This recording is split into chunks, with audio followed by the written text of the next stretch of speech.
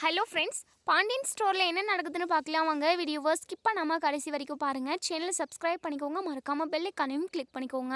இப்போ இங்கே நம்ம மீனா வந்து மயிலோட வீட்டுக்கு வராங்க. நம்ம மயில் மீனா வந்து கட்டி பிடிச்சிக்கிட்டு பயங்கரமாக அழுதுகிட்டே இருக்காங்க. பாக்கியம் சொல்கிறாங்க, இவ ரொம்ப நாளாகவே அழுதுகிட்டே தான் இருக்கிறா. இவளை நாங்களும் எவ்வளவோ சொல்லி சமாதானப்படுத்துகிறோம், ஆனால் சமாதானமே ஆக மாட்டேங்கிறா அப்படின்னு சொல்லிட்டு பாக்கியம் வந்து சொல்லிக்கிட்டு இருக்காங்க.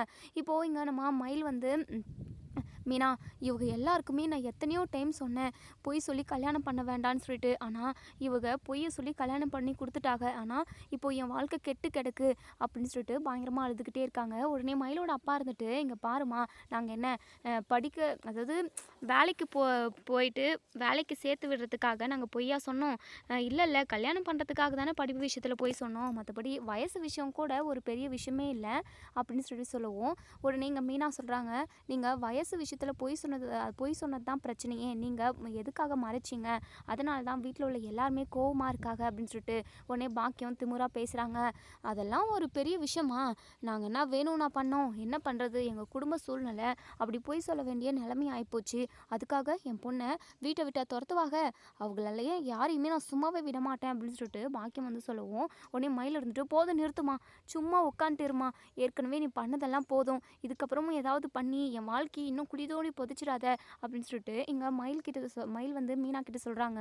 இங்கே பாரு மீனா, தயவு செஞ்சு வீட்டில் உள்ள எல்லாருக்கிட்டையும் நீ பேசு மீனா, டிவோர்ஸ் வரைக்குமெல்லாம் போக வேண்டாம். மாமாவோட கோவம் கொஞ்ச நாளில் குறைஞ்சிருச்சு அப்படின்னா கண்டிப்பாக நான் அந்த வீட்டுக்கு வந்துடுவேன் இல்லை மீனா, நான் அந்த வீட்டுக்கு வந்தால் என்னை சேர்த்து பார்க்கலாம் மீனா அப்படின்னு சொல்லிட்டு மயில் அழுதுகிட்டே மீனா கிட்ட கேட்கவும், மீனா இருந்துட்டு, அக்கா இந்த விஷயமா எனக்கு என்ன சொல்கிறதுனே தெரியல, நீங்கள் அழுகாத இருங்க, என்ன நடக்குதோ அதை நம்ம பார்த்துக்கலாம் அப்படின்னு சொல்லிட்டு நம்ம மீனா வந்து அங்கேருந்து கிளம்பிடுறாங்க.